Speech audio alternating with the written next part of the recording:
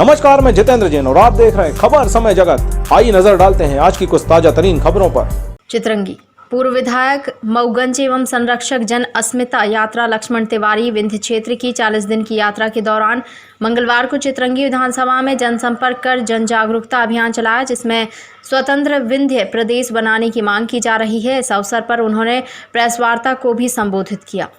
चित्रंगी आपका आना हुआ है, आपका क्या उद्देश्य है? हमारा चित्रंगी आने का आशय आज यहाँ हमारा बिंद जो था, पुराना बिंद, वो हमें लौटाओ, ये हमारा नारा है। और हमारा नारा है जो बिंद की बात करेगा वही बिंद में राज करेगा। क्योंकि बिंद की खनिज संपदा से मध्य प्रदेश की सरकार चल रही है, बिंद के बिजली से दिल्ली की मेट्रो ट्रेन तक चल रही है, बिंद के तमाम जितने भी संसाधन है उसका उपयोग से मालवा और तमाम ग्वालियर के इलाके में तमाम प्रगति हो रही है और बिंद के लोग लगातार उपेक्षित हो रहे हैं। जिस बिंद में हमने सब कुछ होते हुए भी उस समय के तत्कालीन नेताओं के निष्क्रियता के कारण या उनके कमी के कारण या प्रलोभन के कारण या आप ये भी कहिए कि उनके उस समय किए गए वादा के कारण कि हमारा ये बिंद को हम राजधानी देंगे, उप राजधानी देंगे या हाई कोर्ट देंगे या जो भी हुआ, ये सब कुछ हमसे छीन लिया गया। प्रदेश के, मध्य प्रदेश के अन्य जिलों पर आज भी प्रदेश के कार्यालय हैं, रीवा में कोई कार्यालय प्रदेश का नहीं है। ऐसे स्थिति में हमारे बिंद की लगातार उपेक्षा हो रही। हम जिस जिले में बैठे हैं, सिंगरौली अकेले 100 वर्ष तक बिंद प्रदेश चलाने के लिए रेवेन्यू दे सकता है। हमारे यहाँ के रेवेन्यू से तमाम लोग माला माल हो गए, मगर यहाँ का नौजवान, यहाँ का किसान, यहाँ का बेरोजगार, यहाँ का अनुसूचित जनजाति जाति और तमाम वर्ग के लोग, हर व्यक्ति शोषित हो रहा है। यहाँ के विस्थापितों का हाल ये है कि उनकी ज़मीन कौड़ियों के भाव चली गई, उनकी सब कुछ चला गया। जिन उद्योगपतियों ने उद्योग लगाया उन्होंने वादा किया था, उसके कुछ नियम भी हैं कि हम उद्योग लगाएंगे तो ये चीज़ें एजुकेशन को देंगे, लाइटिंग देंगे, बिजली देंगे, कुछ भी नहीं दिया और विस्थापित दर दर ठोकर खाने के लिए मजबूर है। हालात ये है कि यहाँ के नेताओं की तो कुछ गिनती ही न करिए। मध्य प्रदेश भर के, देश भर के नेता यहाँ आते हैं और धरने के नाम पर, आंदोलन के नाम पर, प्रदर्शन के नाम पर 2-4 दिन नाटक उटक किए और माल टाल लिया, रवाना हो जाते हैं। कल हमारी बात विस्थापितों से हुई सिंगरौली में, तो हमने कहा नहीं, आज मैं इस स्थिति में नहीं हूँ कि आपकी लड़ाई लड़ूँ, पहले बिंद प्रदेश का निर्माण कराओ। अभी हम परीक्षा में बैठे हुए हैं, अगर परीक्षा में पास हो गए तो फिर हम आपको परिणाम पत्र दे सकते हैं। आज स्थिति ये है कि हमारे बिंद में सब कुछ होते हुए भी हम भिखारी की तरह देश के कोने कोने में पाए जा रहे हैं।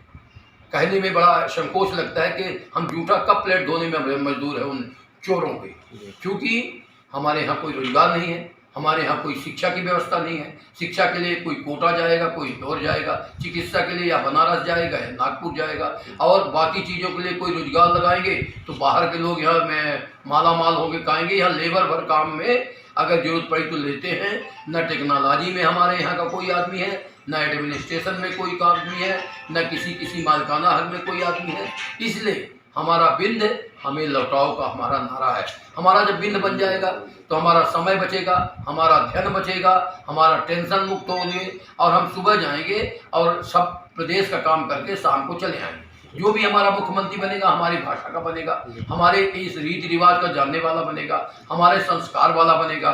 वो समझेगा कि गरीब की पीड़ा क्या है, बिंद के लोगों की पीड़ा क्या है, बिंद के गरीब परिवार की पीड़ा क्या है, बिंद के तमाम लुट पुट रहे हैं लोग, बिजली की हालत क्या है। ये तमाम बातों के लिए बिंद बनना जरूरी है।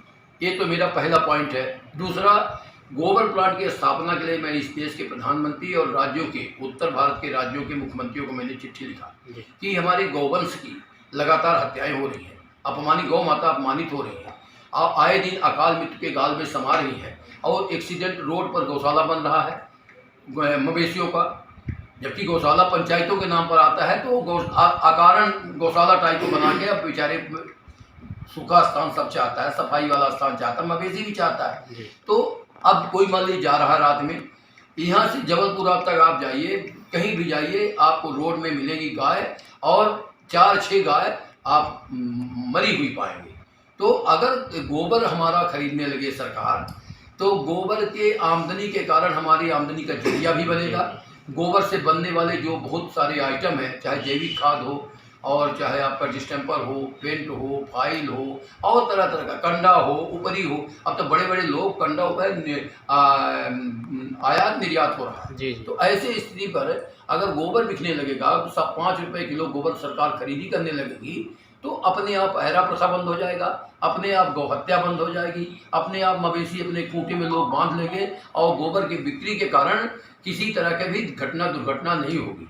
इस कारण से गोबर प्लांट स्थापित करने के लिए हम गांव-गांव जन-जन तक जगा रहे हैं। ये दोनों चीज़ तभी संभव है जब एक जनता की आवाज़ बनेगी। हम एक सामान्य और गरीब परिवार के आदमी हैं, मेरे पास कोई धन है नहीं। इन नेताओं ने हरामखोरी करके, हराम का पैसा खा के, हराम की कमाई करके जनता को बेईमान बना दिया है।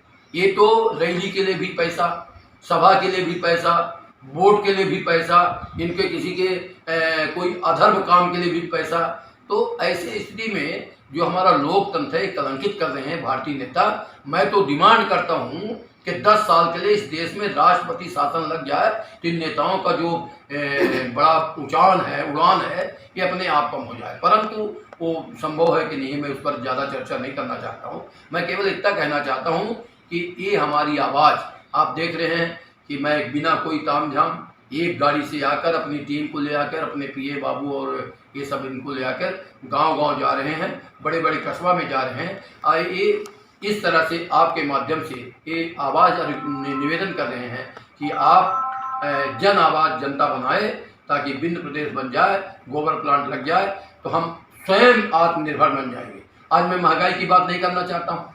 जनता जान चुकी है कि जब अटल बिहारी वाजपेयी या यही मोदी मुख्यमंत्री थे गुजरात के, तो इन्होंने बड़ा धरना प्रदर्शन, साइकिल सवारी किया था शिवराज सिंह जी ने। और शिवराज सिंह जी यहाँ आके सिरौली में बोलते हैं कि इसको मैं क्या बना दूंगा, स्विट्जरलैंड बनाऊंगा। और इतना बड़ा स्विट्जरलैंड बन गया कि यहाँ गोबर से रोडें गंधा रही हैं, न कोई साफ है न कोई सफाई। हम यहाँ रुके हैं, पानी नहीं है इस रेस्ट हाउस के ऊपर, इसमें टैंकी में बोर है, पैसा मेंटेनेंस का खा रहे हैं लोग। काहे के लिए? ये देखिए पर्दा ऐसे जोड़ रहे हैं, यही है। ये सब जो है महंगाई, भ्रष्टाचार, घूसखोरी, ये हमारे यहाँ तो चरम सीमा पर है। तो जब हमारी सरकार बनेगी, हम लोग का स्थानीय बनेगा तो उसको थोड़ा संकोच लगेगा कि भैया, और उसके नात भाई का दबाव लगेगा, उसके पड़ोसी का दबाव लगेगा कि चोरी मत करो, नहीं तो ये तो गंधा जाओगे। इन्हीं तब बातों के लिए आज हम चितरंगी आए हैं। मैं चितरंगी के लोगों से अपील करना चाहता हूँ कि 1 महीना जनजागृति और अभी कार्यवाहक काम चलाने के लिए भाई त्रिपाठी जी को, अरुण जी को यहाँ का भी सब करते हैं। ना मेरी कोई सदस्यता होनी है, ना हमारी कोई कटनी है, ना कोई हमारा चंदा है, ना हमारा जो जिस पार्टी में है, किसी भी पार्टी में कोई काम कर रहा है उस पार्टी में काम करे और अच्छे से करे। मेरा कोई उससे गिला शिकवा नहीं है। पर जब बिंद प्रदेश की बात आए, गोबर प्लांट लगाने की बात आए, अपने औलाद की 7 पीढ़ी की याद कराने की बात आए, अपने नौजवानों की बात आए, तो इस लड़ाई को जन आवाज़ बनाए। इन्हीं निवेदन के साथ आपके लिए आज मैं सर, जन जागृति के लिए और क्या क्या किया जा सकता है, कैसे कदम उठाए जा सकते हैं सर? देखिए, आज के युग में तो ये मीडिया, सोशल मीडिया, आपका अखबार और अनेक तरह के हैं। अभी तो हम पहला है, अभी हम श्री गणेश कर रहे हैं और इसके बाद हम जन जागृति में जो भी क्रियाकलाप होंगे, हमारा बिंद का नक्शा बन गया है। पहले हमारा बिंद दतिया से लेकर यहाँ तमाम मिर्जापुर के किनारे तक था, प्रयागराज के किनारे में था। अब जो है, जब सरकारें टुकड़े टुकड़े कर रही प्रदेशों को, उत्तर प्रदेश भी शायद 2-3 टुकड़ों में बंटने वाला है। ऐसे स्थिति में अब नचूक चौहान अगर इस बार बिंद के लोगों ने जागृति नहीं लाई तो अब नहीं तो कभी नहीं के तर्ज पर बिंद नहीं बनेगा। इसलिए आज मौका है, लोहा गर्म होने जा रहा है, हथौड़ा मारने की जरूरत है। और आपसे निवेदन है कि इस पुनीत काम के लिए, आने वाले समय और भविष्य के लिए, अपनी औलादों के सही दिशा में ले जाने के लिए, संस्कार बनाने के लिए हम अग्रणी भूमिका प्रतिपादित करें। आज हम इसी के लिए चितरंगी। बिल्कुल, मीडिया जगत। खबर समय जगत के लिए चितरंगी से रजनीश साहू की report. For latest news, subscribe to our channel and press the bell icon.